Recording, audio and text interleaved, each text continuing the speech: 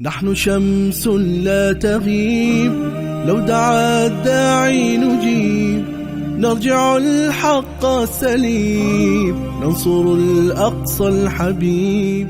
فيه خير الخلق صلى، إنه نعم المصلى. مهبط الوحي الأمين، مبعث للمرسلين، قبلة للمسلمين، مبتغى للفاتحين. فيه خير الخلق صلى. السؤال الثامن: ما معنى قول ربنا سبحانه وتعالى عن المسجد الأقصى باركنا حوله؟ الحمد لله والصلاة والسلام على نبينا وعلى آله وصحبه وسلم تسليما كثيرا. السلام عليكم ورحمة الله تعالى وبركاته. استمعنا وإياكم إلى سؤال هذه الحلقة والمتعلق بمعنى بركة هذه الأرض.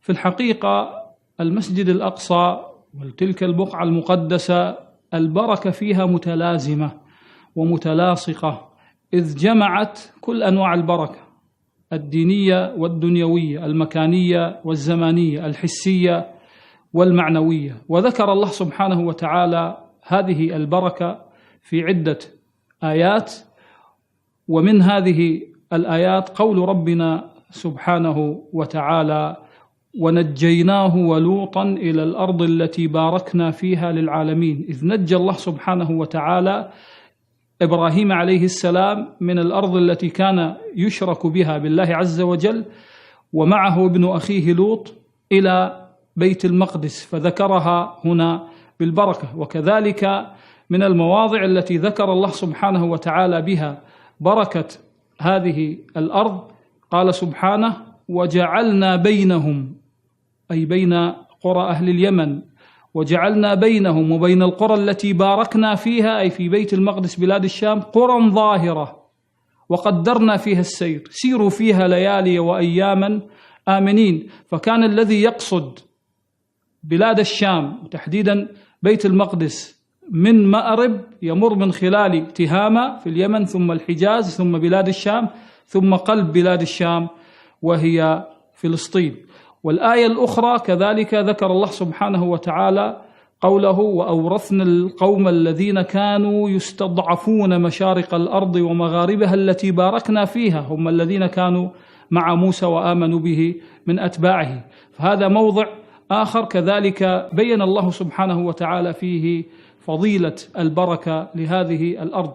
الموضع الرابع يقول ربنا سبحانه وتعالى: ولسليمان الريح عاصفة تجري بأمره إلى الأرض التي باركنا فيها وكنا بكل شيء عالمين. كانت معجزة لسليمان في هذه المملكة العظيمة انطلاق الريح من بيت المقدس، غدوها شهر ورواحها شهر في هذه المملكة العظيمة، وكانت معجزة عظيمة لسليمان عليه السلام. إذ ذكر الله سبحانه وتعالى هذا الوصف المهم المتلازم لهذه الأرض. أما الآية العظيمة التي كلنا يحفظها ويرددها ويكررها دائما قول ربنا سبحانه وتعالى: سبحان الذي أسرى بعبده ليلا من المسجد الحرام إلى المسجد الأقصى الذي باركنا حوله لنريه من آياتنا إنه هو السميع البصير. يقول العلماء: لو لم تكن من فضائل المسجد الأقصى إلا هذه الآية لكانت كافية، وبجميع البركات وافية، لأنه إذا بورك حوله فإن البركة فيه وبداخله مضاعفة. فهذه 5 آيات ذكر الله سبحانه وتعالى فيها البركة. والبركة الدنيوية بكثرة الزروع والأشجار والأرزاق وعذوبة المياه والأنهار التي في هذه الأرض. لذلك المتأمل والناظر لما في هذه الأرض من البركة، من النمو ومن الزكاة ومن الزيادة للأرزاق، يجد هذا الأمر جلي.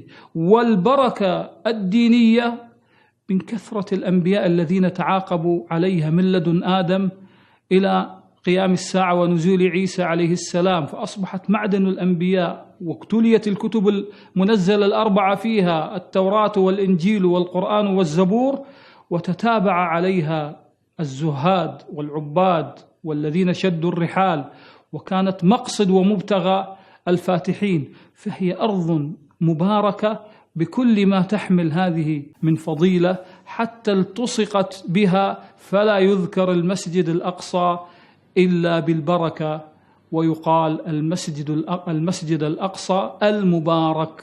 فصدقا ما قال نبينا عليه الصلاة والسلام: نعم المصلى. ولا تكون هذه الفضيلة بهذه الأهمية إلا لأن الله سبحانه وتعالى أراد واختار ذلك. إلى أن نلقاكم وبرقية جديدة وحقيقة أخرى، نترككم في رعاية الله وحفظه، والسلام عليكم ورحمة الله تعالى وبركاته. نحن شمس لا تغيب، لو دعا الداعي نجيب، نرجع الحق سليم، ننصر الأقصى الحبيب. فيه خير الخلق صلى، إنه نعم المصلى. مهبط الوحي الأمين، مبعث للمرسلين، قبلة للمسلمين، مبتغى للفاتحين. فيه خير الخلق صلى، إنه نعم المصلى، إنه نعم المصلى.